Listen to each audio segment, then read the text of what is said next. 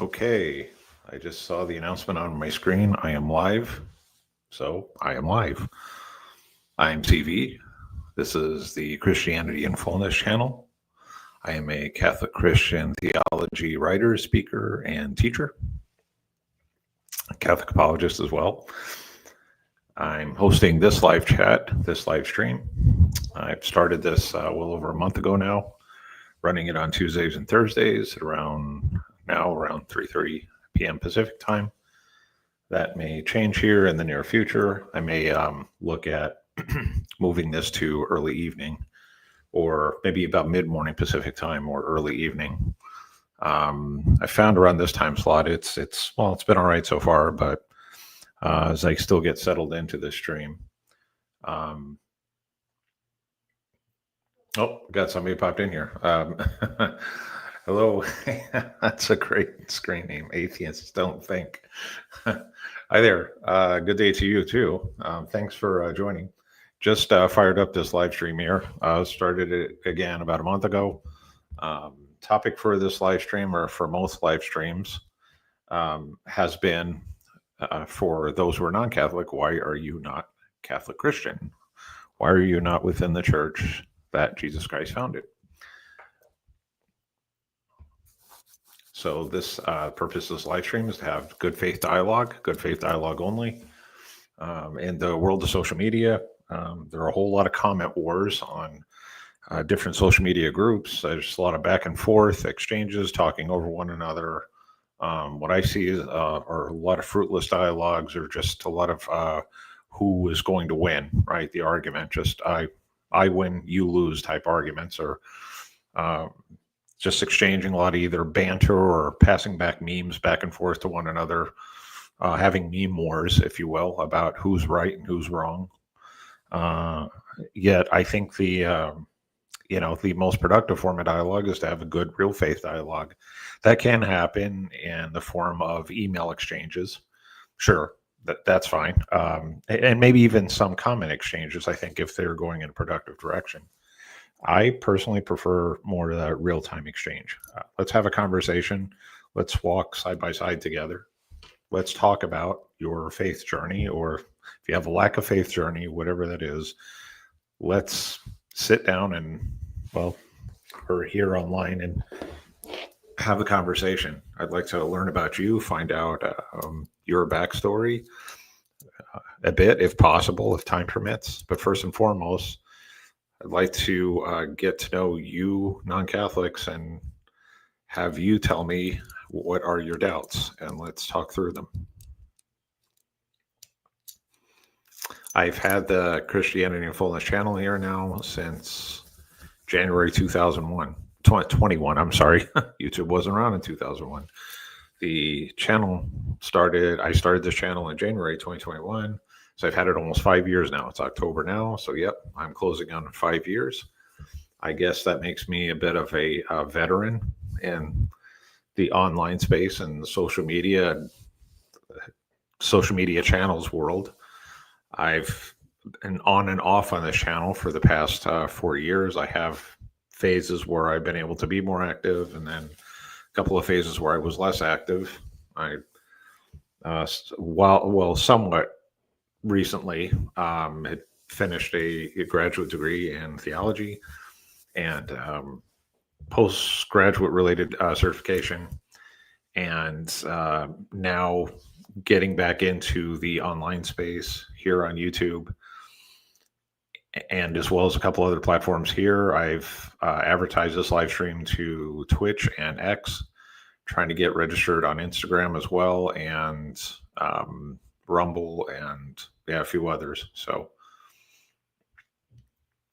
yeah, thanks for the question. Have I always been Catholic? No. Well, I'm a revert to Catholic Christian belief as of 2014. I was raised what some people refer to as cradle Catholic.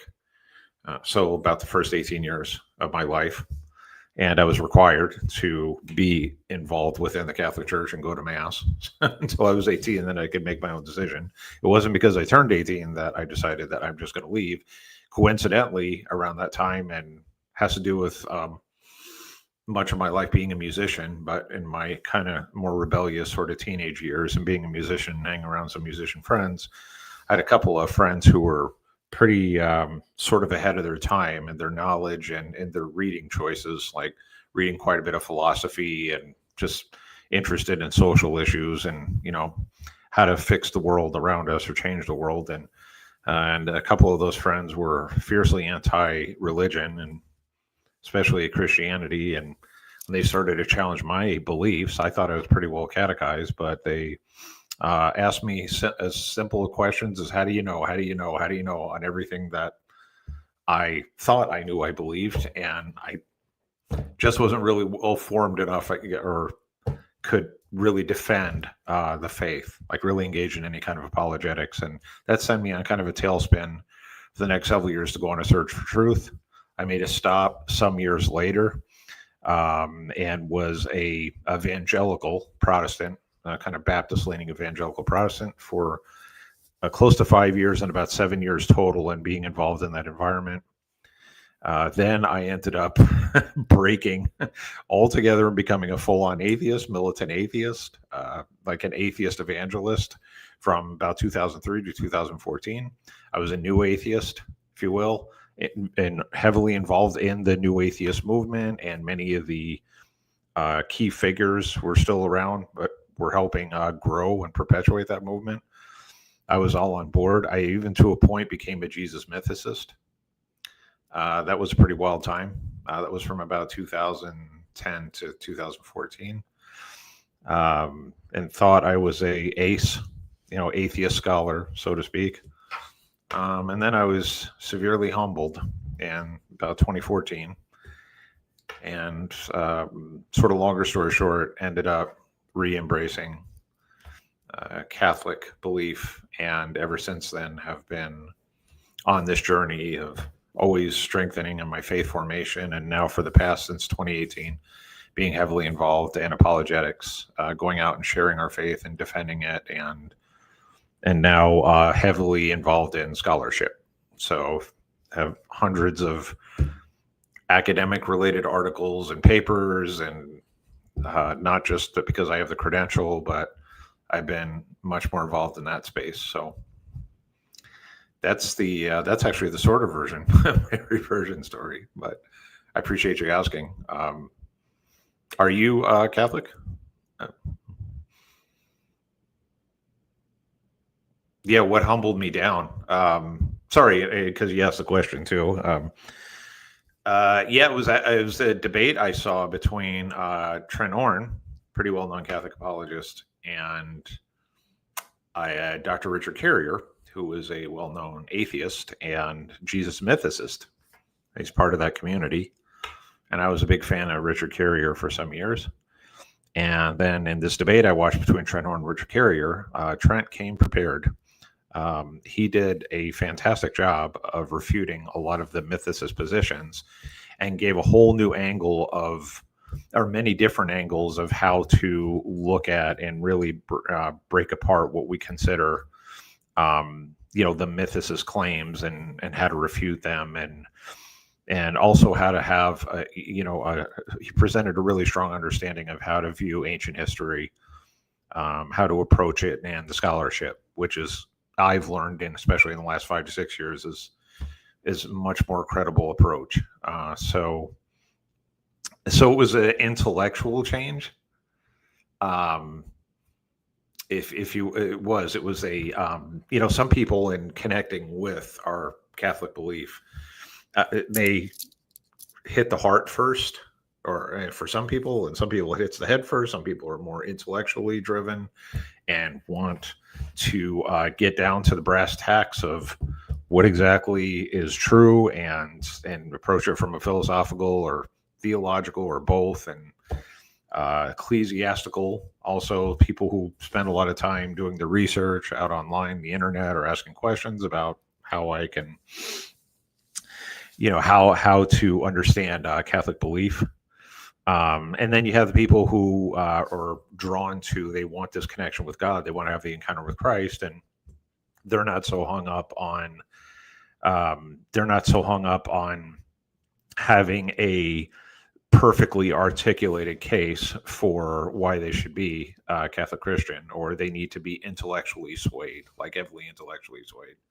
And this is what I love about our Catholic Christian belief, though, is it's this wonderful balance of faith and reason, and it's a wonderful balance of the intellectual tradition and also the spirituality aspect of it, and heavily rooted in the monastics, the early monastics, and really Christians throughout the last 2,000 years, past couple of centuries. But looking for that deeper connection and meaningful sacramental life. So, yeah, that's a great point, right? I had the intellectual break and then the thirst to understand. Yeah. And that was for me, I'd found as after I had reverted, I was not only hungry to become more, even better catechized and much more informed from a scholarly perspective, but I wanted to have that real encounter, strong relationship with Christ and through the sacraments or the sacramental life. So, how long have you been Catholic? Have your whole life, or are you a convert or a revert?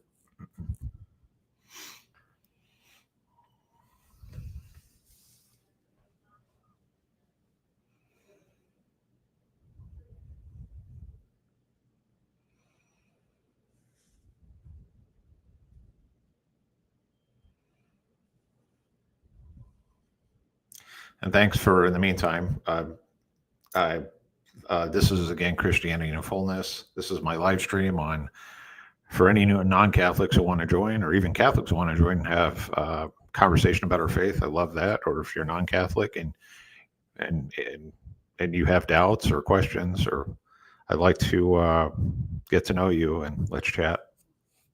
Thanks for those of you who are watching in the background here. Appreciate it.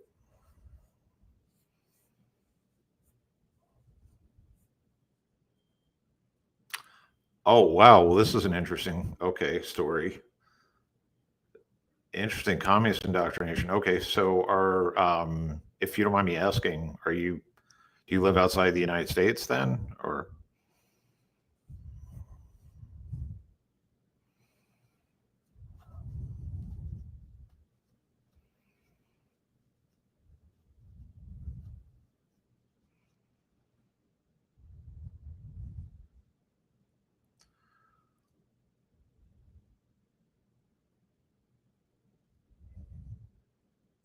wow?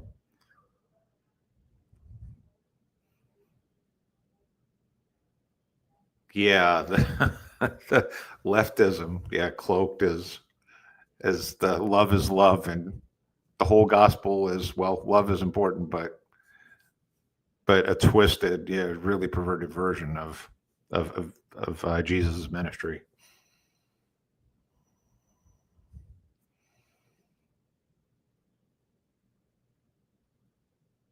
Wow, that's fascinating. So you spent quite a bit of time observing, and it's good that you watched the debates between atheists and theists, and well, priests as well. That's good to hear that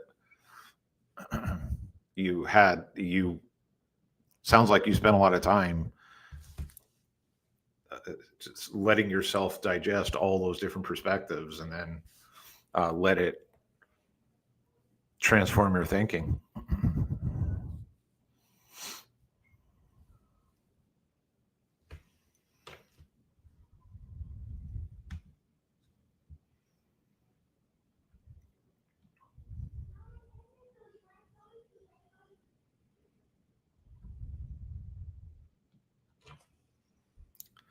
That's fascinating.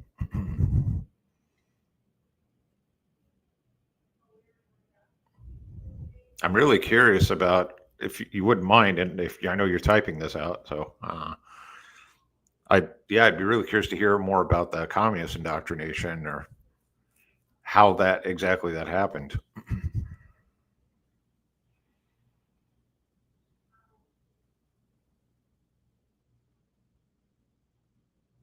I want to say again, thanks for others who have joined here and are watching, and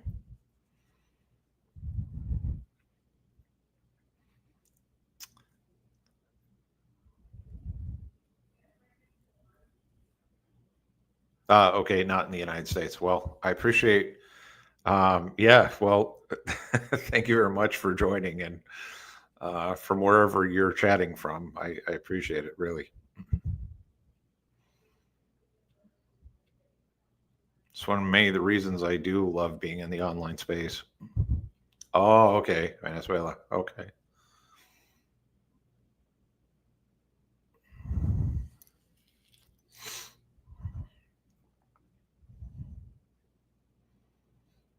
I don't know to extent your content's monitored there or what, but um, so let me know if there's anything where you have to draw any lines and any information you share. What I understand, I respect that.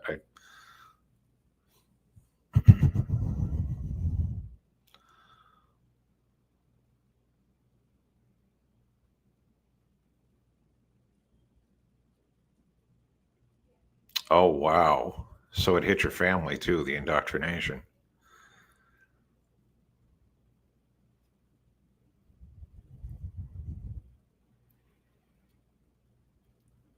Oh, that's sad.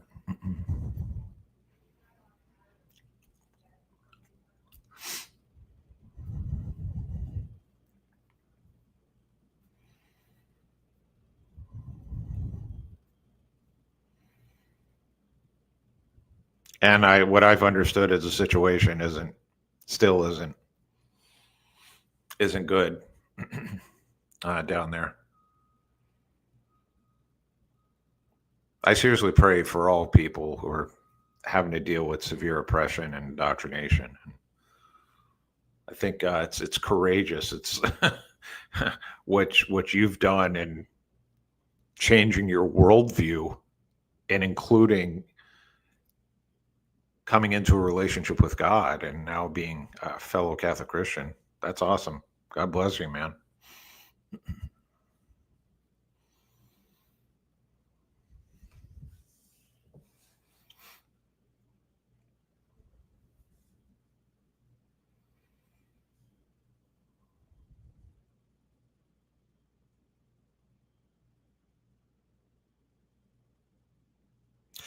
Yeah, it's interesting you mentioned the influence from Cuba. So I spent quite a bit of time in Brazil between 2003 and 2007, and actually went to up to Venezuela a couple of times. So I visited Caracas um, one yeah one time, and I'm not an expert on the country or what culture, what um, yeah, it's interesting. It's to me what I've heard about what's happened now is it was certainly in its early stages. My experience in the early 2000s, um, and to see that it's the decline has been so awful. Yeah. Again, I commend your courage for how you're transforming your life.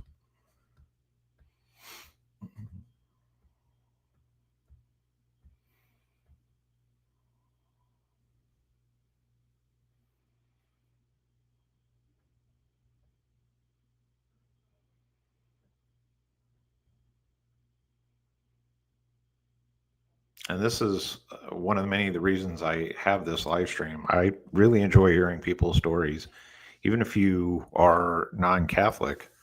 I'd like to hear about your background. Um, what has been your relationship with faith like, and what have been your challenges, and what if you've are atheist, agnostic, what's turned you away from it, and I'd like to talk about it. Yeah, for sure, I agree with you. Um, it is, yeah, it's indeed a blessing. Uh, I think that's incredible.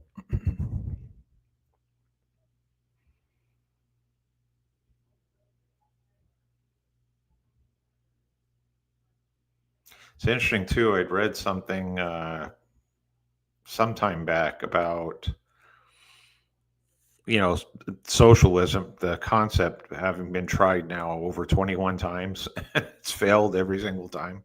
I, I And yet you see here in the United States, which sounds like you've been following some of the leftist, or what are called leftist ideas and movements here within the US. And this is one of the problems with this real arrogance that is created from being within an ideological movement where you think, well, if I am the one who runs socialism, oh, then it's going to work exactly as it should. Like, I know better than everybody else. It's been a long-standing problem here in U.S. culture for some time. And as much as there's so many wonderful aspects of, you could call it American culture, one of the big negatives is the folks who fall into these ideologies where they think that everybody else has just done it wrong, and now they're going to do it right. And yet not realizing that all the people before them made the same kind of claim that everybody else before, the society's wrong and I'm going to fix it and I'm going to make it right because I know better than everybody else. It's massive arrogance.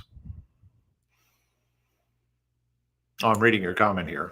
You used to consider yourself sort of an intellectual atheist. Then you started listening to philosophers, asking the atheists to provide a simple definition of X, and shocking, and notice how little you know. Yeah, I could say the same about myself. Even as deep, even as deep that I had gone in atheism and thinking that I was an intelligent atheist, sophisticatedly intelligent atheist, and I could just knock down any argument related to, or for religion. I could just, you see that common expression, destroy. I could just destroy Christians and Muslims and Hindus and Buddhists, but particularly, mostly Christians. I could just destroy all their positions, and I thought I was already strong in philosophy and theology, but it turned out, no, I had still quite a bit to learn. I was making a lot of mistakes in how I was approaching arguments, and many mistakes that atheists do make all the time. And they do this out of this arrogance of thinking that their way is right, or even their way of questioning or trying to win a debate. And there's just so many flaws from multiple different angles. One is when you try to discuss the Bible, for example, scripture. A lot of atheists read scripture, read the Bible with this overly fundamentalist, overly literalist kind of view. And they just package all the Bible as just one stream of text from beginning to end, 73 books, and you just interpret it exactly at face value. And then, and so Christians, how are you going to deal with whatever problem they have? Mostly with the Old Testament, but quite a bit with the Gospels as well, and Jesus, who is Jesus. So, and I was right. So there's that problem from the scripture standpoint, and then many times atheists think they're morally superior, or they have more superior arguments about morality, how to discuss morality and what that means, and many of those arguments fall flat. Or they jump over to science, the scientism, if you've heard that expression, scientism type atheists. So those who think that all truth claims must be proved by science, that the only way you can prove a truth claim is through science and through the scientific method. And one of the biggest frustrations in having to engage with atheists is, and I see this even with Protestant Christians and even with Muslims, is jumping around from subject to subject to subject and doing what's become a popular expression of Gish Gallop, either listing off several claims or objections at one time. It could be like an atheist could say, well, Jesus just based on other dying and rising gods, and the Bible was just written by a bunch of dumb goat herders, and the Bible makes wrong claims. It's about science, and so it's a problem there. And to here are these atheist scholars who prove that the resurrection never happened, and now we've just got like 5 different subjects in 5 different directions. And I find that many atheists, that's a way of that they think that they'll win an argument if they just flood you with a lot of objections all at one time. Then it'll leave you spinning and confused and in a daze. And oh my God, how am I gonna get through this conversation? And they jump from subject to subject to subject. I often have to ask people, just pick one topic. Start with one objection and let's work through that one to a conclusion. Yeah, actually, I do. I just saw your question about having a conversation live. Just one second. If you, I want to make sure I have this right. If you private chat me, your username or your email address, I believe it is, I can send you an invitation. Just one second. Hold on. Let's see if I can do this. And bear with me. How do we do that? I want to put you in private chat. Oh, that's not. Oh, I can even show your comment on screen. That's good. Actually, I want to do. Oh, come on, Chris. I think we could have this conversation. If you just bear with me a couple of minutes, I'll see if I can get this in order. Comments on. Where do I get that? Okay, that's not what I want to do. No.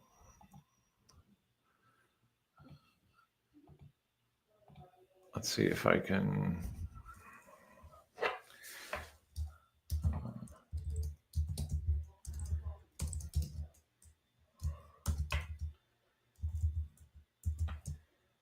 Let's try this. Let me know if you received my private chat here. That's right. Yes. Okay, that's right. Yeah, you're in YouTube and I'm in StreamYard. Okay, just one sec. I know there's a way to do this. Just one second.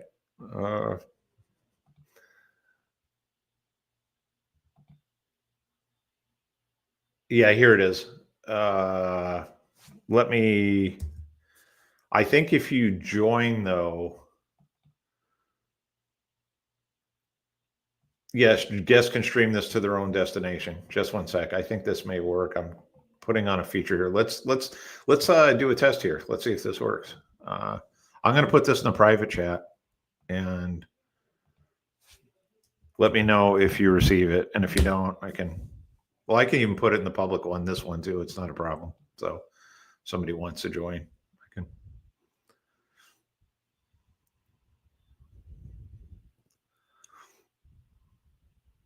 Well, first, let me know if you did receive the private chat. And if not, I'll just put it in the comments here. And then, yeah, we'll get you on. And yeah, I'd love to have a real-time audio chat. That's awesome.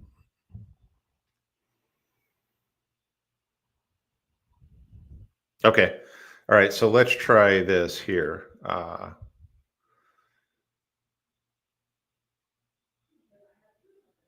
Okay. I just see. Okay. Let's try it like this. There you go. See if you can join that. And I believe I had set an option that you can stream it to your destination. So I think that should work. And I will get better about this and the technical part here and using the stream. I've made some good progress here in the last month, but I still need to make some more progress. So.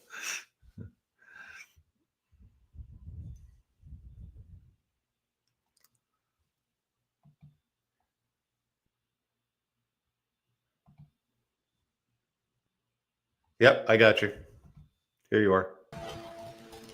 Yep, there you are. Can you hear me? Hey, what's up? Yes. Hi, I can hear you. Hi, it worked. Yay.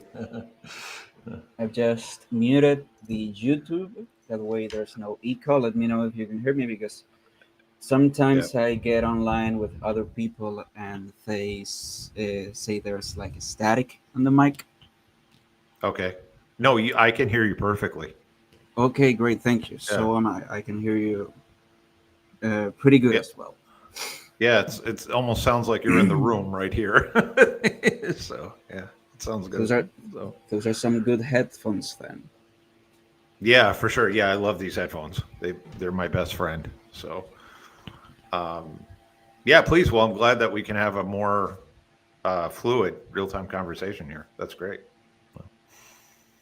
Yeah, like I don't know. I just I saw your post somewhere. I don't remember if it was maybe Twitter or Facebook. I think it was Facebook. And I thought, okay, maybe I'd like to hear this. I've lately I've been having this kind of thirst for some form of deeper conversations. Yeah. That's not happening that very often, and I thought, okay, maybe if I'm able to hop in or to catch up, maybe I will hear a good conversation there. And so that's what brought me here from where I found you. And well, so far so good. Like I liked what you said about your reconversion. Let's call it that way. Um, and you mentioned at a point that you were sort of evangelical, like me from a Baptist inclination. Is that right? That is correct. Yeah. So in the 90s, once upon a time in the 1990s, um, I had a girlfriend at that time who was part of an evangelical Protestant family. They attended a Baptist church. And then around the time I had met her, they moved from one Baptist church to another. The church called, or the pastor at that church called it a non-denominational, and that's pretty common. This term non-denominational, although every non-denominational is in fact a denomination, and many of those non-denominational churches are part of an actual uh, like an in the Yeah, hierarchy. they're a They're branch yeah, of a branch. They're like exactly. They're a the sprout of a branch, something like that. That's exactly right. Yeah, they're a branch of a branch, right? That's what we So, call here in Latam. We call uh, them neo Pentecostals. oh, okay, interesting. Okay, yeah. So The this, non denominational are a sprout of neo Pentecostalism. That's what we would say here in Latam. oh, that's interesting. Okay, here, yeah, in the U.S., it's pretty. I've met many people identify themselves as non-denominational, and in that particular church or that congregation, they were really more Baptist leaning, including in their theology. What they believed was very much aligned with Baptists. So for about the first couple of years, and I was already on my search for truth and trying to figure out, what exactly I really believed. And my girlfriend at that time and her family, well, her mother and other people in her family were fiercely anti-Catholic. so, so they were already working on me early on to try to change my thinking, to have me break all my beliefs as I understood as a Catholic and all the I, problems they had with Catholic belief. I was really anti Uh, Catholic myself. Like, that's a were you really? really, yeah, that, but Yeah. how would you say that was, I would say that it was a really awkward and like not shameful, but it's like if I were to look back at why I was anti-Catholic, I should be ashamed of myself because due to how naive I was. Because I don't know how to say it, but it's like there's this phrase that I think a lot in phrases, in Mhm. catchphrases. There's this one I like that says something like, you're not able to see the same way through through a broken glass, right? Right. If you have a broken set of lenses, you cannot Right. see the same way through the glass. And that's kind of what happened to me when I realized that I started believing in God. And the first thing that happened was kind of like, I was watching debates between priests and theologians and philosophers against, I call them scientoids. Yep. They were Right. these, they Yeah. pretend to be like, you know how an android pretends to be a human. Well, the You're right. same way they pretend to be scientists, and they just Yes. aren't, right? Right. Right. And every single argument that a scientoid, a scientism proposer had, was broke down by simply asking them what they meant by what, and they were not able to provide any answer to that. And it was like, oh my god, why do I feel so identified with the other guy that's not able to provide a definition of what he means? Like, that was like, it was that was what made me realize that I knew nothing. I was just, I cannot even remember how I used to think back then. Like, maybe I didn't thought at all. And when everything that the theologians and philosophers started to propose seemed really rational, I started to think maybe I'm starting to believe in God and I don't know it yet. Like, maybe it's okay. And yes, I one night I was just how would you say? Back in the day, I used to be really sleep deprived. I used to sleep Okay. little Yeah. because I was really into this sort of stoic hustler mindset of always learning something new, always being profitable, always making the best effort with the day, and that had me like sleeping only 4 to 5 hours a day. And one night it just dropped off my shoulders. It just didn't matter anymore because trying to understand what the theologians and philosophers meant by God, by creation, by the dignity of the human being, by the transcendental things that matter most to them. Like, I I realized that that seems to be more important than everything that I've been doing so far. And the days went by, and I started to sleep again. Like, I started to have relaxing nights of sleep, right? Right. And that's when I realized that, okay, I do believe in God. But now, what do I have to do now? Because I'm an atheist. I used to be an atheist. I just broke down from that chain. What do I do now? Because my experience with evangelicals is awful. I don't know where to go, and I don't consider the Catholic Church a good institution to follow. That's where I was between that sword and hard place. Like, Sure. I didn't know that because my philosophy professor, he is a Protestant. He's one of the smartest men I've ever met in my life. Like, he's a Reformed Methodist, and one of the smartest men that I've met in my life.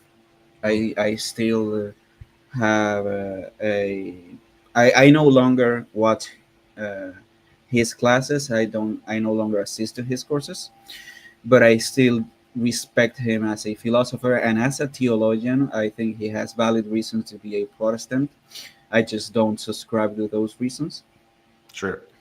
And he was like, No, I'm a Protestant. That was before I attended to some of his classes. Hmm. I'm a Protestant. And okay, what does it mean to be a Protestant? A Protestant is someone who protest something, right? Right. And I'm like, oh, so the evangelicals are Protestant. I don't want to be a Protestant. I just don't like how they have treated my friends and myself. Like I have some form of trauma with that. And then I started listening to that same philosophy professor. He's a Hispanist, the Hispanic movement, right? That seeks to bring back Latin America to its roots prior to the Latin movement, because here in Latin America we were the Spanish crown brought civilization to America. Right. Then the English crown in around the nine the 1800s, they started bringing their own ideologies here to Latin America back when we already had 300 years of the Spanish crown developing.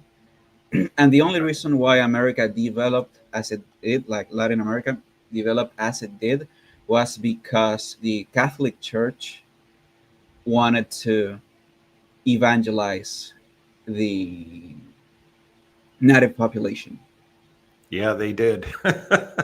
right? They And did. I started listening to that, and I was like, wait, so the Catholic Church was not the plague that devoured Latin America? Like they Yeah. actually turned us into Latin America, and I was like, oh my god, I've been deluded my whole life. I've been subject of a big, really big delusion, Wow. and that's something that I understood thanks to that Protestant historian, philosophy professor. He's not an anti-Catholic at all.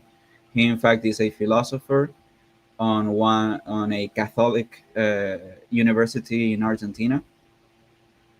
So he doesn't have problems with the Catholic Church. He's just a really independent thinker. And I used to think that everything that the uh, English Empire did in Latin America was actually what the Catholic Church did. Oh, I see. Yeah.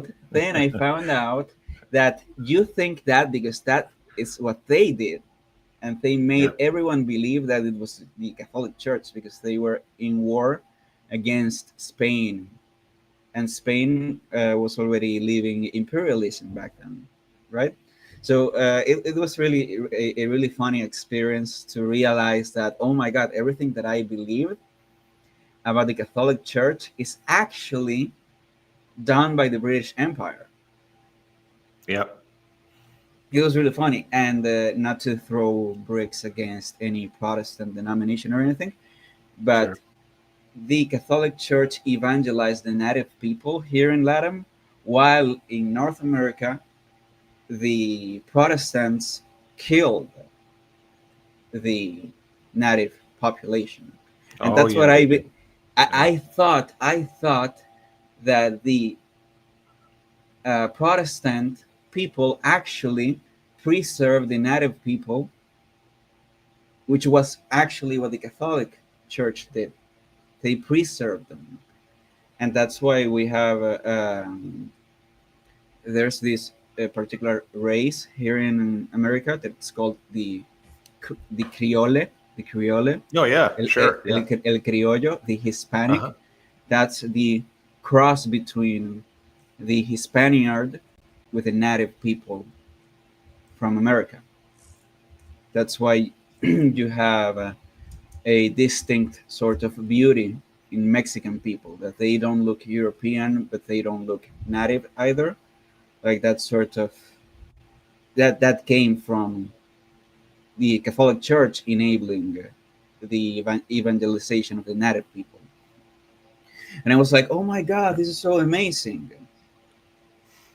I went on a tangent, sorry, but yeah, no, like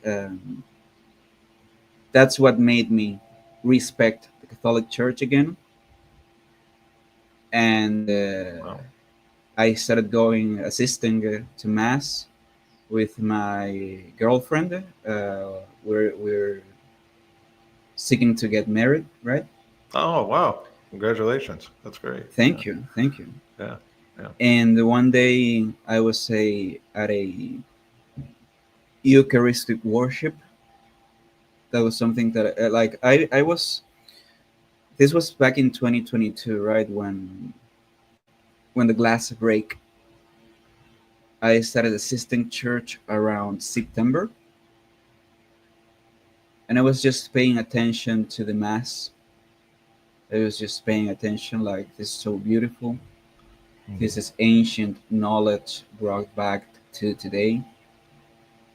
And then I started thinking, there are just things around here that you cannot rationalize. There's something going on in here that you might want to understand intellectually, as I've been trying to do with my faith journey, but it's just not going to happen. And one day I was at a Eucharistic worship, and I don't know how you call it. How you call the? I think it's called the custodian. Is it called Right. that way? Where you place the Eucharist for it to be worshipped is the custodian. Oh, you mean on the altar? You mean Yeah, on the yeah. I saw it for the first time, and I don't know what happened to my mind that day, but I was just so attracted to it. It's like I Wow. could not stop looking at it. By that time I didn't even knew that the Catholics believed that the Eucharist was the body of Christ. I didn't knew that yet. It was really early in my conversion. But I was just watching it, and I was like, this has to be one of the most interesting things that I've seen in my life. Like, I was just thinking, why is the priest holding it with a shroud? Why is he not touching it? Why are the people so drawn to it? It was just a really spiritual, maybe the first spiritual experience that I've lived in my life, seeing people worship the Eucharist and being drawn to it. And thence when I decided, like, yeah, no, this needs to happen. I need to take this as seriously as I can, because I was coming from a dark place, Yeah. and it was like, no, I need to take this seriously. This is something that I need to really understand, really get a hang of, and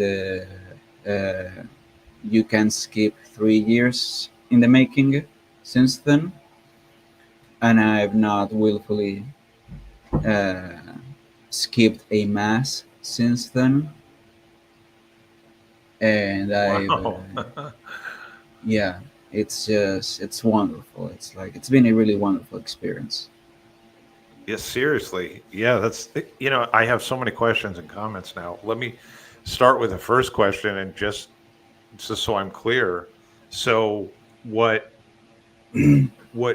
brought you, like what really spoke to your soul, to what really where you felt this first change where you wanted to be closer to God, was that encounter with the Eucharist, right? Well, When that the consecration happened and I don't really know. Like, a friend of mine told me the other day that I am a bad. I'm being bad with myself because I split everything chronologically.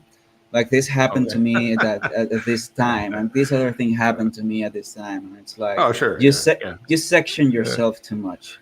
But it's like Sure. I have admitted that to me my faith was granted to me the first time I saw the Eucharistic worship. That's when faith was given to me. Faith is a Yeah. gift. I Right. think that's when faith was given to me, because I don't know if it was Gnosticism or something, but what made me realize that I was converting from atheism to theism was how rational the argumentation from the philosophers and theologians was in Right. relation to how irrational atheism was. Right. Right. Then I somehow told to my girlfriend that, for me, God was knowledge. That's a really, seeing it today, it's like that's Gnosticism.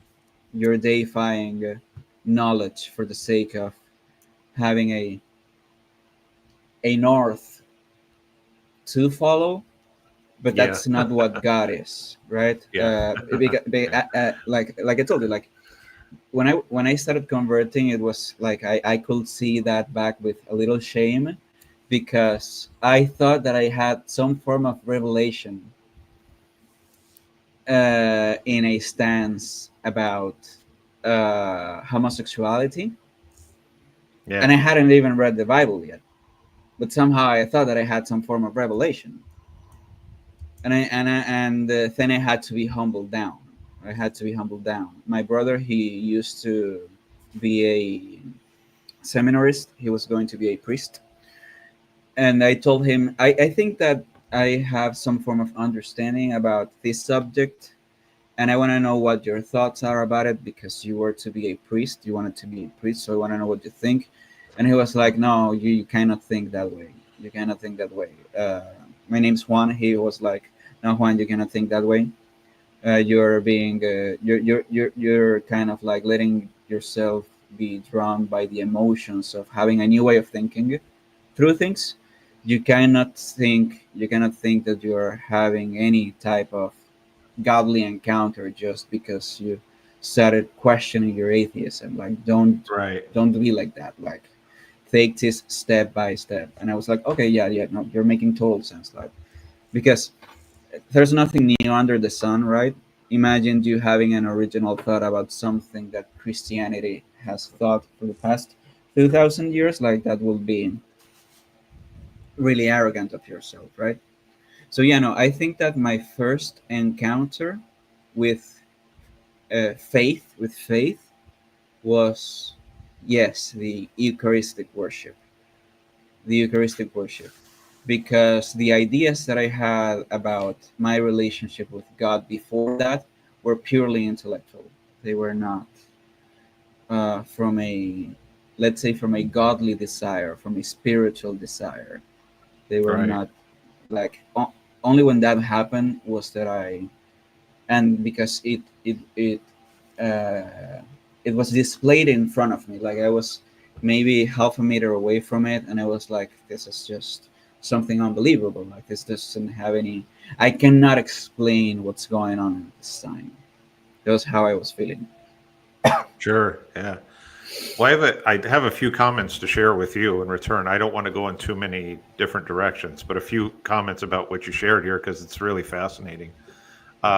Before I do, I want to introduce you to somebody. He joined here. He's joined several streams here now. We've gotten to know each other pretty well. His screen name there you'll see in the chat stream is called Little Bit, and he's a fellow Catholic Oh Christian. yeah, And he's yeah. We've had you had mentioned when you first joined this stream how you wanting to have some deeper um, some more deeper involved uh, intellectual conversation or go more in yes, depth about our Catholic, belief, right?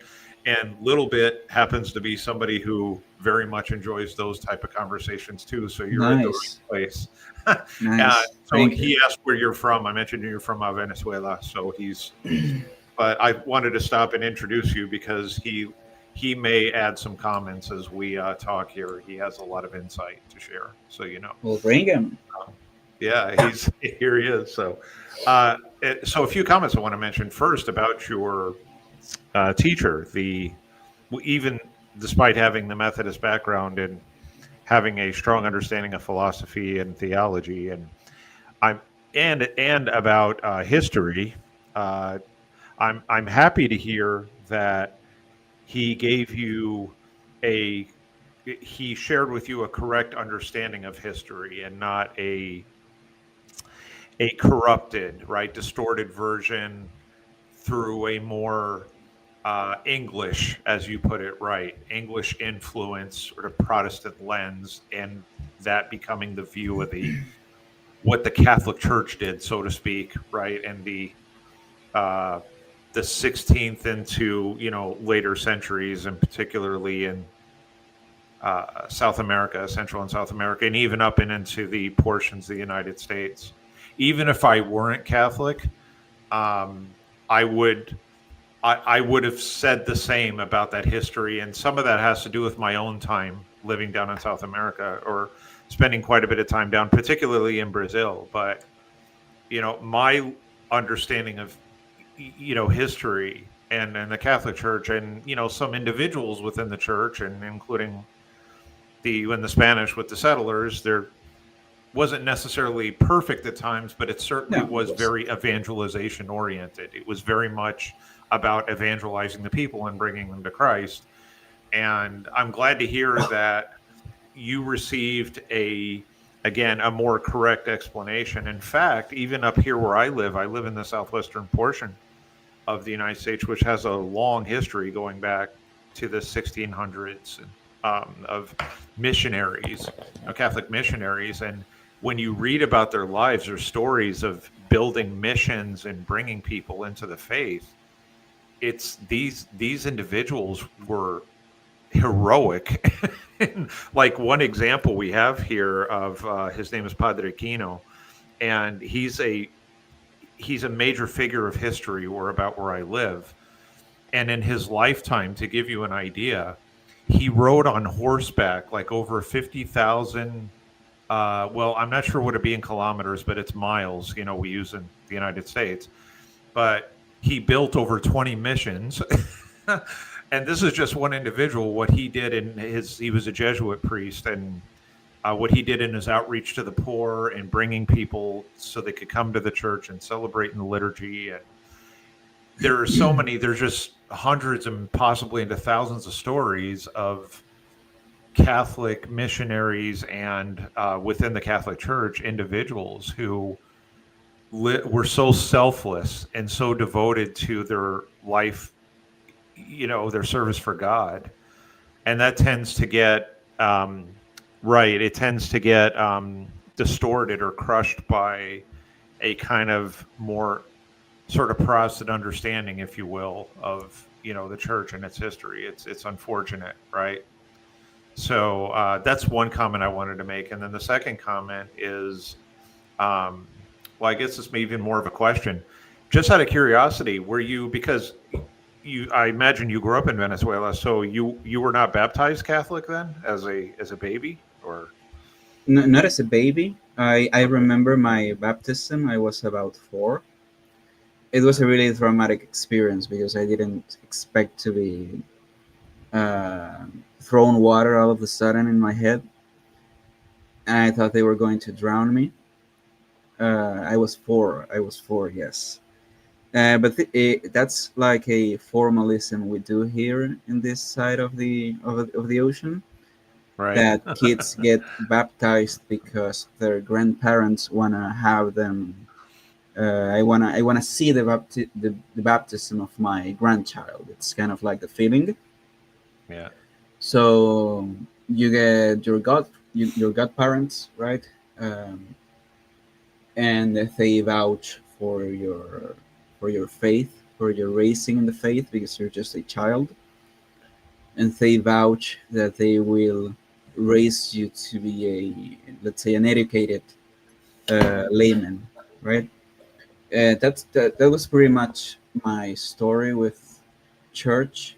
because I went to my baptism, and I don't remember having assisting any other time to church other than for another baptism of one of my cousins. But no, we didn't. My parents both, they were. My dad, he used to be a socialist, and my Okay. mom was a communist, so they didn't have very close ties with church. In Gotcha. fact, in fact, this year I took my dad to confession to receive the Eucharist, and he told the priest that it was like 55 years since he had a Eucharist, since he Wow. went to communion. Because he was baptized, he went to communion when he was a child because of his grandmother. Then he went to study abroad and stopped assisting any type of congregation until I took him to confession to receive the Eucharist. Because he always says that he is very thankful to God and that sort of thing. And it felt really responsible for me to not pursue that. It was a really beautiful moment, like I felt a deep connection with my dad at a time. Yeah. It was a really beautiful moment. Yeah, I can imagine. Well, it is the story itself is wonderful. That's so amazing. So then, what has been your impression? Because now you are Catholic and you go to mass a little bit. Juan, that's his name. He was telling me that he hasn't missed a mass now in a long time. He goes regularly and he's growing in his faith. For you, Juan, so you said you and your girlfriend now are sounds like growing in your faith together. What is your, despite the influence, the socialist influence there in the country, have you noticed any? What's it like as far as the Catholicism there, or is it is there any kind of resurgence happening there, or um, is it still you still have a lot of socialist influence and maybe people feel disenchanted or maybe not connected to religion? What has been your experience now? Well, Does that make sense? Yeah. if Yeah. I'm honest, Yeah. I couldn't say itself because one of the first things that I don't trust anything that comes from the government here. I and On a social, me myself experiencing it, I I don't have a good experience with the parishes I assist to Okay. Yeah. because I'm too formal, I'm too traditional. I seek a deep connection, and I like things to be sublime. I like to see the beauty of the liturgy itself. And there are times, I don't know if that's something that you've witnessed, like I don't diminish it at all. Like I know it's a true mass, I know it's true priesthood, I know you're receiving the true Eucharist.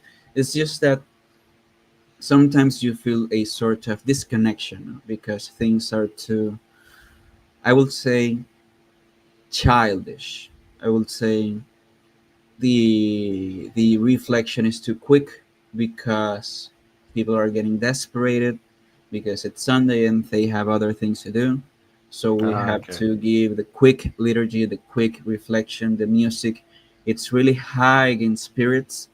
I'm not looking for a Gregorian chant all of a sudden, but I would like to maybe, instead of a drum kit with a strumming guitar, maybe a soft piano with a, you're a musician, right? With Yes. Yes. picking Yeah. with picking the, instead of sweeping through or strumming the guitar, maybe a sweet picking that's sublime, that sort of thing. Yeah. So this type of, I believe that this type of presentation of the faith doesn't help people to desire it more, because for me it's not beautiful. For me it's true. For me it's true.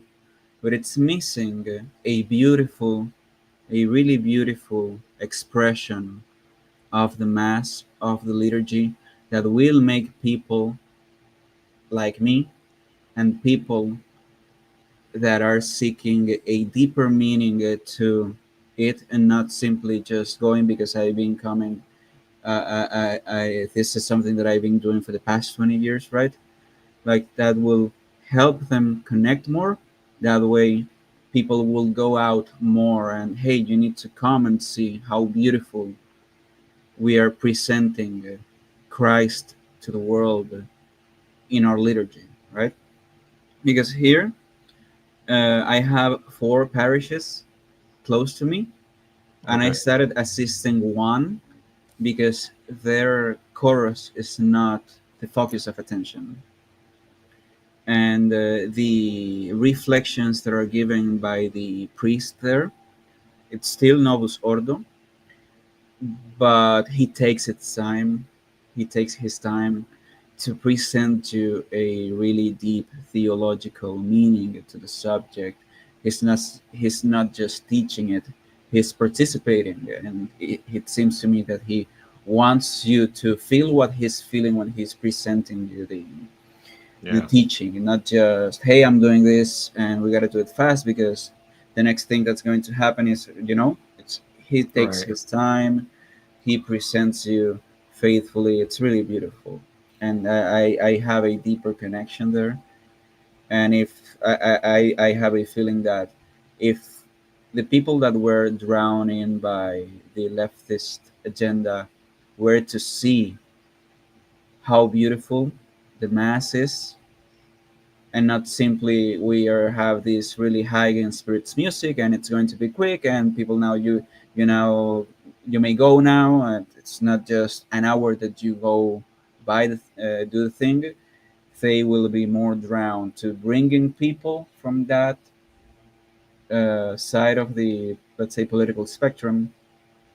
But no, I can say that here, even thought the political work was strong, people did not accept to be demanded to escape their faith. Like, Yeah. no, my faith is my faith, I'm going in. But some people did just grew up being Catholic and end up not feeling why they should go anymore. Maybe it was the Novus Ordo implementation. I don't know. That's how I feel about it. Yeah, I have two thoughts about that. And a little bit, you made a comment about the Novus Ordo Mass, and I. It seems one of the here in the United States, I should say, sometimes when the laity, when they're talking about or mass, the format, and the, then when some people are critical about, maybe something where they want to see the mass more reverent, and it should be. I'll get to that in a second. It definitely should be, but it seems that the music, that seems to be common, universal. There's, and sometimes you hear about, as you call it, Juan, reflection, or like homily, but let's say reflection, right? Sometimes, yeah, there's a challenge with, is the priest going to give a meaningful reflection, and it'll be deep in a theological understanding about our faith. It's really about the first and foremost about the readings for that day, the scripture, and helping everybody uh, attending the mass grow, deepen in their understanding of that scripture, and what it means, the interpretation, the overall message, how we can connect it to salvation history and even our own faith lives. But the music seems to be that's It's very common. seems to be It's very, this point of contention for many people. And something I wish, right? Because this happens for some people in the United States and probably other parts of the world, is, you said something about the mass being beautiful, like what it means, what the mass means.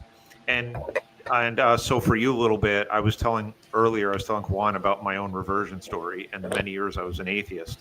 And believe it or not, when I was an atheist, if somebody asked me about my Christian background, or if I couldn't convince somebody not to become atheist, I believe it or not, in a few different cases or situations, I actually told certain individuals. I said, if you're going to look into Christian belief, then look into the Catholic Church, and especially look into the Mass. Like, go to the Mass, because if you want to be fully immersed into what it means to be a Christian, and your profession of faith, and participate in worship, I said there's no greater form of worship. I used to say this, believe as an atheist. I said there's no greater form of worship than the Catholic Mass. I said because it's the one place liturgy where a supernatural event happens every single Mass. A miracle happens, and that's in the Eucharist, the celebration there. And this is what's so interesting, this phenomenon about how you have people who are just go, and as you put it, Juan, they it's either kind of rushed, or they know that they went to Mass, but now they got to go on and do other things. And and it's so fascinating to me, because it's like, it makes me think, as a former atheist, either you really believe, as a Catholic, you truly believe in your faith and what it all means, or you don't. I think it really is an either or proposition. You do or you don't.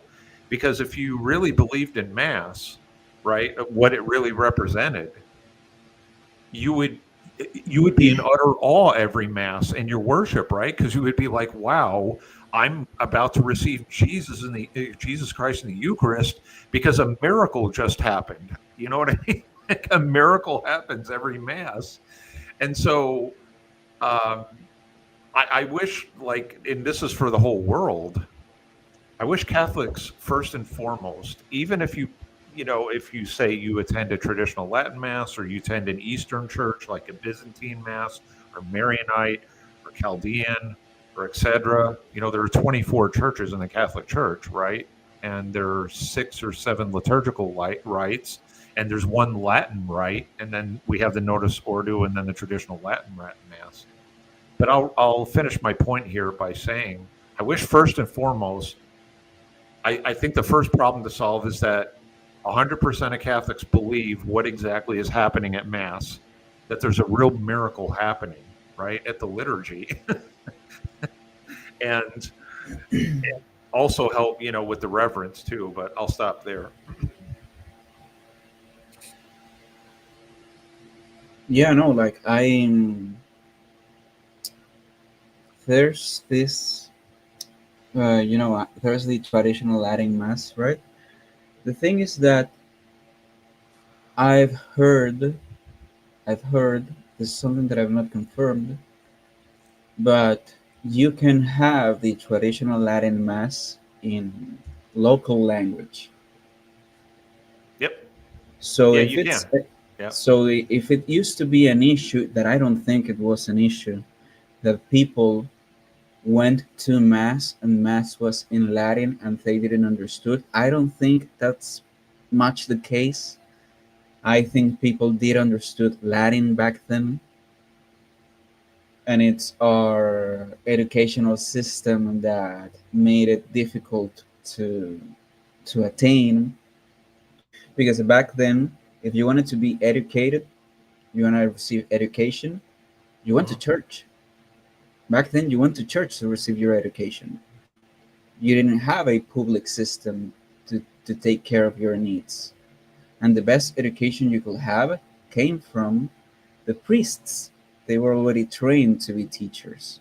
That's They right. will, Yeah. they will teach you, and they Yeah. will definitely teach you Latin. And it's been scientifically demonstrated that Latin is a language that's like putting fertilizer to the soil of the mind, and helps people think more deeply, which Yeah. is why in the United Kingdom they are returning to adding Latin to the school curriculum, because they've noticed that okay, their people is educated, but they don't know how to think. They don't know how to think. They don't manage fundamental knowledge, and that's something that knowing how to understand Latin enabled in the minds. So I actually don't think that it was an issue back then for people to assist mass in Latin. And if it's an issue now, it doesn't. Sorry, my dogs are really Oh, no problem. Yeah, no problem. they're really noisy. Yeah, no problem. Um. So I was telling, yeah, no, I think that okay, Latin is a limited language now that we have over 80 years of abandoning the Latin mass. But I don't think it it's an issue to have the, I think it's called the Tridentine Mass Yeah, yeah, as yeah. well. The Tridentine. Yep, The yep. Tridentine Yeah, Mass, yes. I yeah. I've don't been to think that mess. Yeah, there's an issue having that in your own language. sure. There isn't. but Yep. I do think that it will help a lot of people to be closer to faith, seeing how sublime it can be. I really do. I really do like. I've not experienced one yet. In fact, I was having a little bit of a spiritual crisis last year around March, maybe, and I was consuming a lot of ortho bro content, particularly, Ortho bro. Yeah, that's right. Yeah. and it like I'm I'm sorry. not. Yeah. No worries about it. Like I understood the objections. Like for me, yes, you have a valid objection in the sense of it must be answered. It must be Yeah. answered, not in you're right type of objection. And I was invited to assist to a divine liturgy. Turns out there's no divine liturgy where I live. I need to go to Caracas, and I Oh, live on really? the other side of the country. That's 8 hours away to be Oh, able to wow. witness the uh, the divine liturgy, right? So I was thinking, okay, maybe I could go to Colombia. I know there are Orthodox churches in Colombia, Mhm. and I could see that, and but never in a sense of uh, Catholicism is not the true way of worshiping Christ. Not in that sense. It's like I need to see a beautiful celebration. Like I Mhm. need to see it. Like I work from home. So I live in a 4x4 space most of my days. And when I Mhm. go out, I live in a city. And it's a block model type of city. So everything is pretty much gray. Everything is pretty much squared. I live isolated due to my work. And the only beautiful thing that I have to see on a regular basis, other than my girlfriend, of course, is the mass. And it seems like, why are the masses not being taken as seriously as they Right. should? It's like, okay, yes, no, it's a perfectly valid mass. You're here to worship Christ. Right. The form is not the end. Like the end is to worship Christ. The form can be done in many different forms, but the heart desires what the heart desires. And when you have a thirst for beauty, if you have what I have, that is, for me, it's pretty sad. Is that I don't know how to differentiate the music that is played in the masses that I assist from, how would you call it, the children's channel music. Yeah, Like I get you. you want your Yeah. kid to listen to music, you put him Baby Shark. I don't know what Right. else you can put him. That's I don't know how to differentiate the music from the mass from that Right. other type of. It's for me that's sad. Like it's valid, I get it, but I don't know how much more beautiful the mass could be. And there are times in the parish that I assist now that there's no chorus, there's no people to sing or play instruments, and it Yeah. goes silent, and you hear the prayers of the people instead of the music. That's something that I just witnessed twice in the 3 years that I've been assisting mass devoutly and diligently. I've only seen it happening twice, that instead of music, the priest starts a prayer and the laymen continue with the prayer at a unison, and it's way more beautiful than having music in the mass. It's like I will choose this 100 times over having music that will not make you uh, this is something that I've heard from the my philosophy professor. He again he's Methodist. He is a Reformed Methodist. Mhm. He says the music that you listen when you worship God must invite you to a deeper reflection. It shouldn't be a source of disconnection. And he says it. I've seen that problem in mass, and I've seen that problem in my congregations. When we gather, it seems that we're gathering for a concert instead of for a worship service. Yeah. And it's like the music should make you enter in a state of deeper reflection about what you're Uh, witnessing. It's like,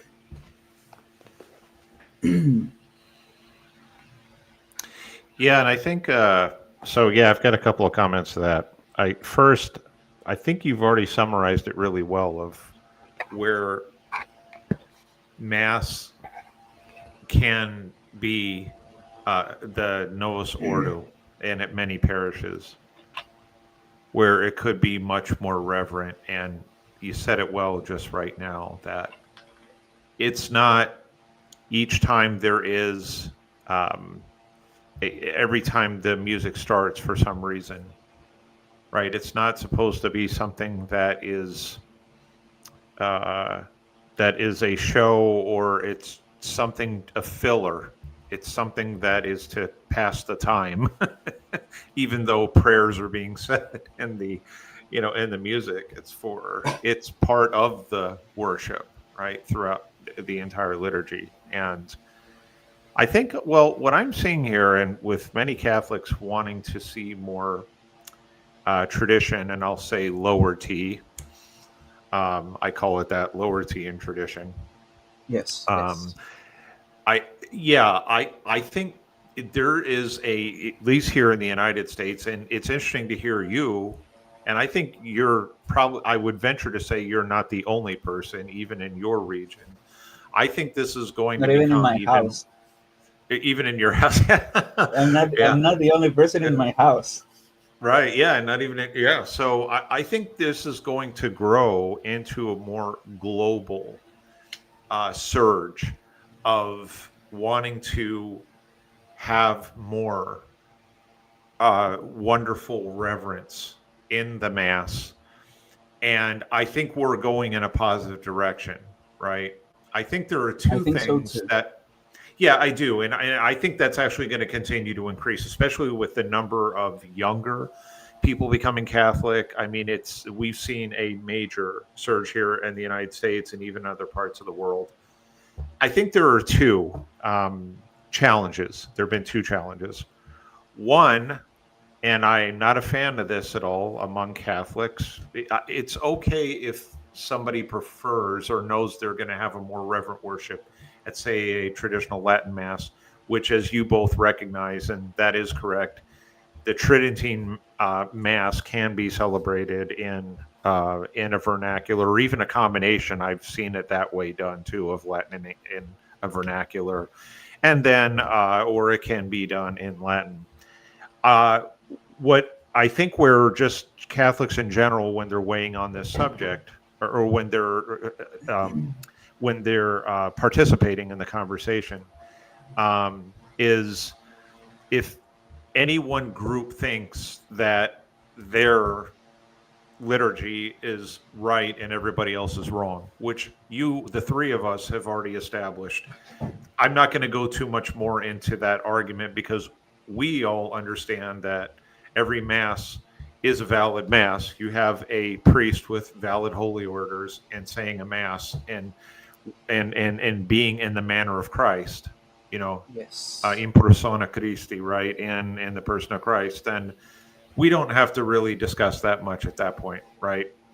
Um, just that it's just a good reminder for all Catholics out there that first and foremost what the Mass represents, which we understand. The second part is about, so you have an older generation of people, and I venture to say, like you, Juan, are a bit younger than I am. So I can say like my grandparents' generation, or my parents' generation, which now that would be late 70s, early 80s in age, okay? And the many people who are about 65 years and older, and the ones who have bad memories of going to a Latin Mass, they grew up in the 40s, the 50s, and well, really between the Vatican I and Vatican II, this is what's really important for a lot of Catholics to understand, okay, is the state of the world, okay, that the Catholic Church was facing some colossal issues and challenges. First, there was modernism and atheism, so they were dealing with philosophical movements trying to destroy the church. They were dealing with ideological movements. Socialism was a big one, so they're dealing with that, and communism. So they're faced with all these different geopolitical and massive challenges and trying to continue on with the church. Well, what I think what happened, and what's unfortunate, right, and then probably didn't help after Vatican II in some of its execution, is you have a lot of older generation who are afraid, like they have trauma, so to speak, from Mass that they attended when they attended Latin Mass and prior to the 1960s. But a lot of that was because of the church at that time, and it appeared more militant in wanting everybody to follow a very rigid order of they wanted everybody to be in a good unison in how they were going to participate in the liturgy. And I mean, both my mother and father went to Catholic school in high school, and they can tell, I remember they could tell me stories of, really stern nuns and priests and getting slapped on the hand if you did something wrong at Mass. And you look back on that now and you think, what I'm saying is a lot of these people have these bad memories of what they associate with that type of Mass. And that was never really an intention to make Mass something that people hate or they have to be afraid to go or what. But, it actually says something about the Catholic Church, which is actually really amazing in its history and how it's been able to survive and move forward, is that the church during that time, particularly between Vatican I and Vatican II, you could say was almost like putting its arms around the people, right? Around the faithful, and saying, we're going to protect you from all this bad, all this evil in the world, and all these bad influences. And so they were like a really protective parent. And what happens sometimes when, say, teenagers have to deal with really protective parents? They start to rebel. They think they have some trauma, like my parents were too mean or too strict with me, even though they had good intentions. And so my point here is, I think we're still dealing with the residual effects of an older generation that was, again, traumatized by the church being overly protective for a period of time. And unfortunately confused it with the Mass itself, right? And so that's why it's good to see that a lot of younger people are recognizing that even if they go to Latin Mass, that it's something very beautiful, right?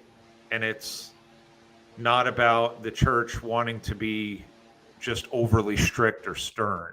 And that's something really, really important to know, right? Because it's really how the church was also trying to operate, even including like the Baltimore Catechism.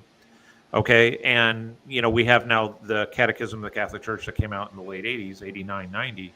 But the Baltimore Catechism, which came out in the 19th century, that was, well, first and foremost, it was like really an apologetics guide against Protestants. It was like, here are all the questions that you may get from Protestants or people who hate Catholics, and here's how to respond and how to answer your faith. But when you hear from like my parents and grandparents' generation, when they talk about, the Baltimore Catechism and Latin Mass, and it was like very militant to them, where it was just a way, or I should say, it was a way for the church trying to protect, its people. So I'll stop there. That makes a lot of sense. Like that's something that I've been discerning about, let's call it the spirit of the Catholic Church. It's that it takes its Catholicism really seriously, because Right. as you said, it's the way it operates. Its nature. Its nature is to be Catholic, and this means that everyone can come in. We can all come in to to to a certain degree, right? To a certain degree, Mhm. to witness the mass, to partake on the mass, to be included in the ministries, because that's the nature of the Catholic Church. And that can be, sadly, that can be and has been abused a lot. But that's something that I've been discerning, because, as I said, I was having a spiritual crisis, seeking beauty. I needed to see Yeah. beauty. I finally, right, I have a congregation to assist where it's really beautiful. Like they have really beautiful, uh, what's the name? What's the name of the thing that you hang on the wall? It's a painting. They have beautiful sculptures and paintings, and and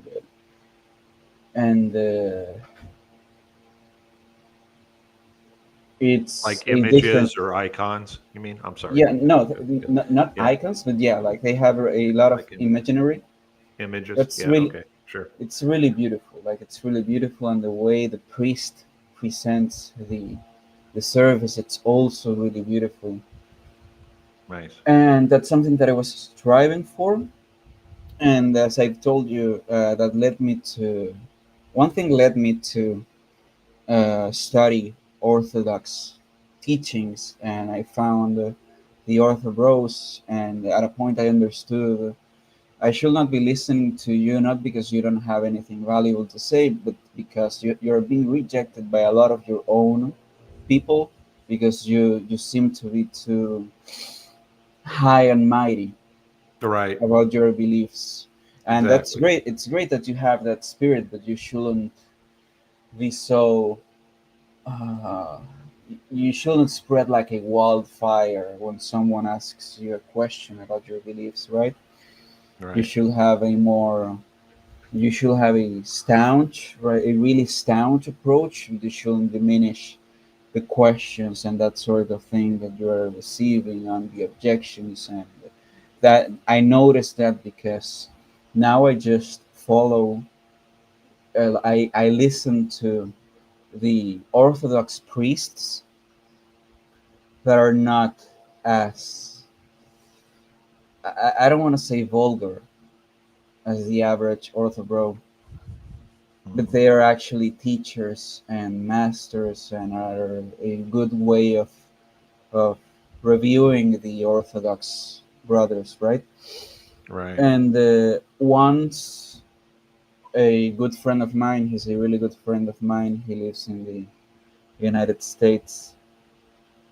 He has his own professor of philosophy. He was going through the chrismation, right? And this is from a third account, right? I'm a third party receiving it from a second party, not the direct witness, but his philosophy professor told him that he wasn't able to go on with the chrismation because he has doubts that his parish does not want to address, because it will be like devaluing the mysteries of the sacraments. And I'm like, okay, you're a philosophy professor, right? And you have your parish. How can your parish insist that he's devaluating the value of a mystery of a sacrament by explaining it to you? Like, you as a philosophy student that you have your philosophy professor, you understand that the way we, the intellectually thirst people, understand the mysteries and the teachings, those are not the mysteries themselves. That's the way the authority should teach it to you. How can your professor be restricted from finishing a sacrament because a parish doesn't want to explain it to him?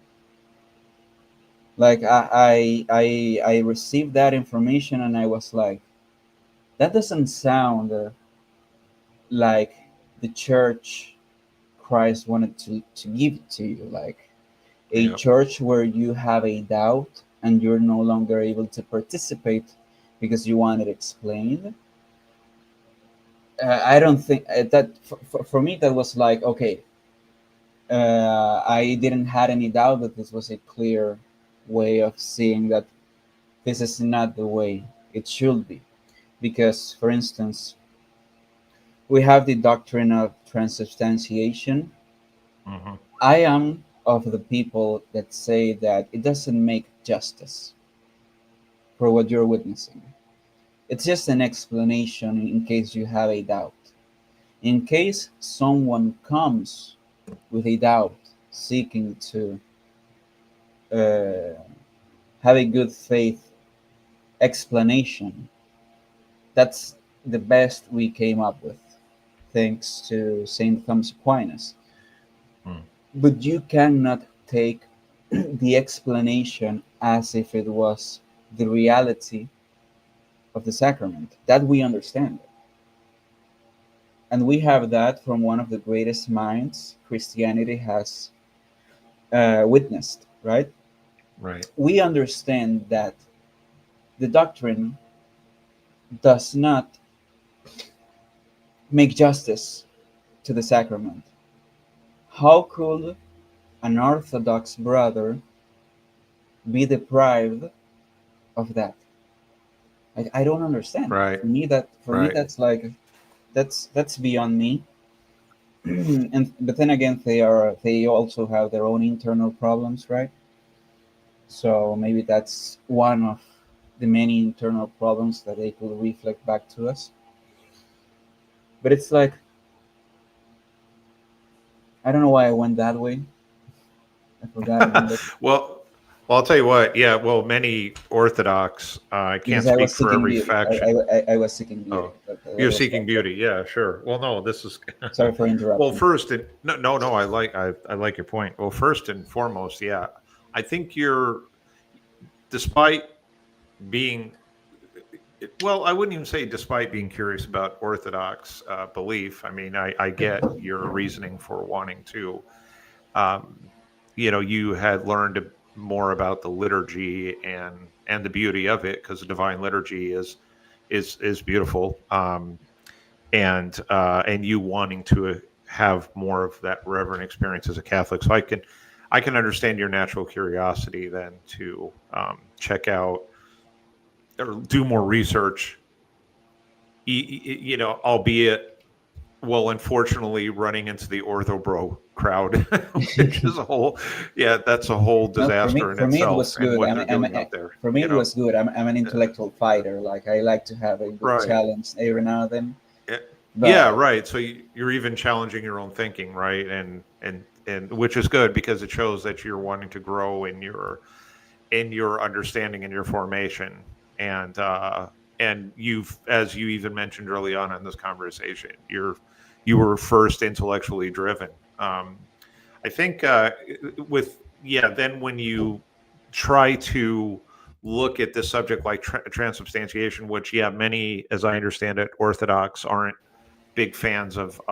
They're not Thomists. Many of them are not, or a big fan of Thomas Aquinas.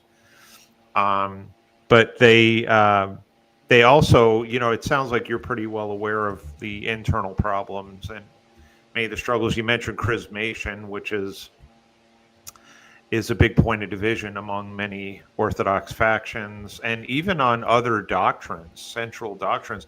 They're almost like Protestant denominations in themselves, right? These different factions, because they disagree, many of them, on major theological issues or doctrines to understand and believe. So right there, that's a bit of a problem. Also, that it's become a bit more fashion in recent years, and because of this sort of ortho-bro movement of introducing or reintroducing Eastern Orthodox, and keeping in mind that that's many different flavors of Eastern Orthodox, but introducing it to the world and not as the only this. flavors of Orthodoxy. Yeah, there are many flavors. Yeah, introducing it to the world as the alternative of to the Catholic Church, and and of course many Orthodox claiming that they're the one true church, and there are a lot of problems in that area, including even their theology. Yeah, a little bit here pointed out about the filioque, which is another problem, which has really already been resolved theologically, and I can get more into that maybe later or another time. But sticking on subject here, up until about 15 minutes ago, so to speak, I'm being figuratively speaking. How I remembered Orthodox for many years was and for centuries, of being more first and foremost ethnically centered.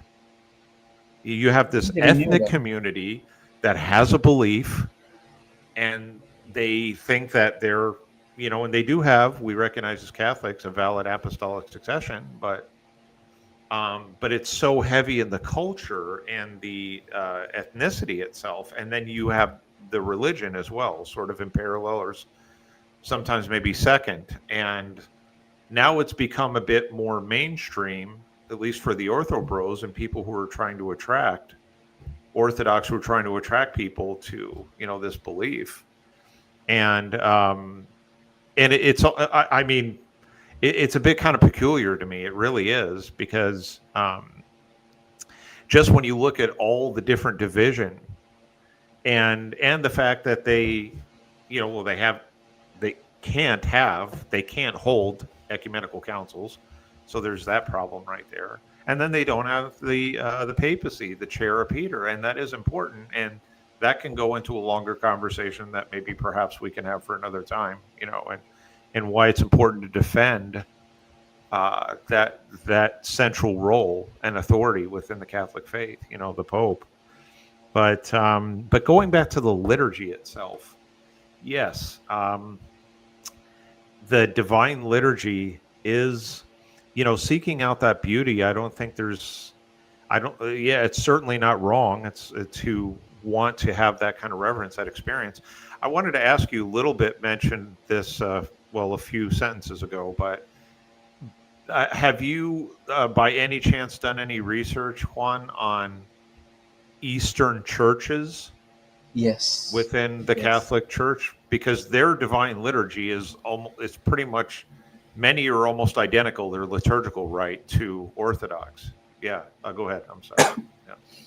Yeah, I have. I've just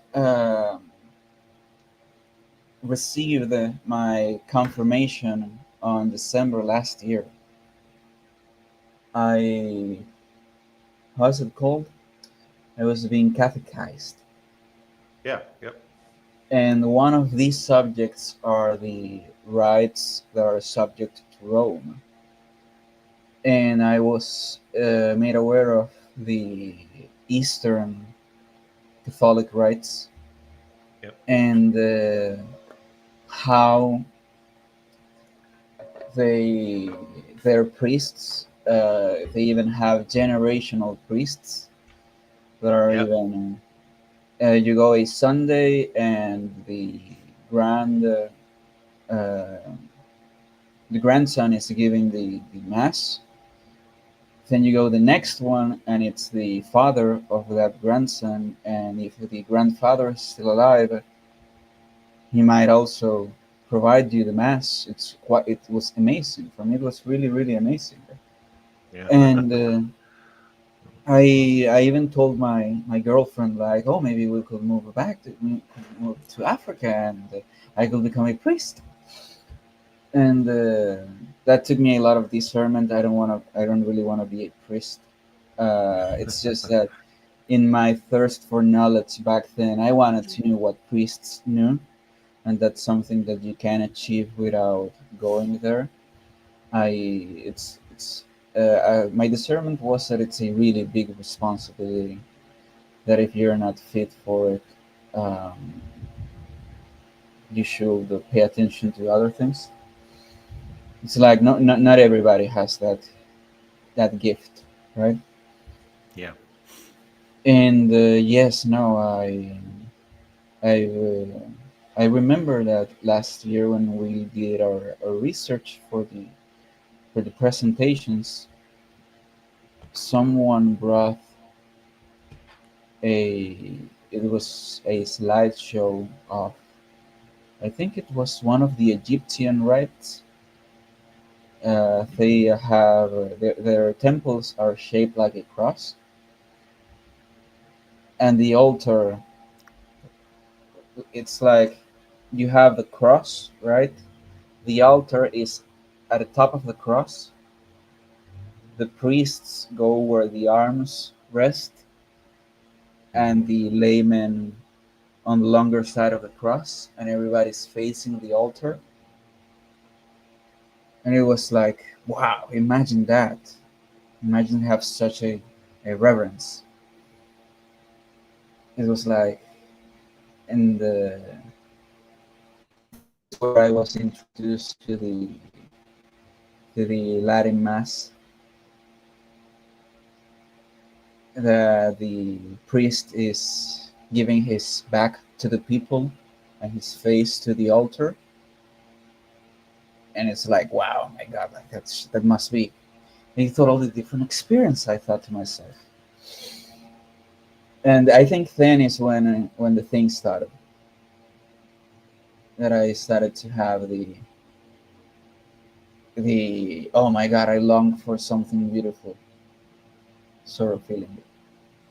Oh, interesting. Okay. Yeah. When I started researching the other rights. Well, it's good that you did. Yeah.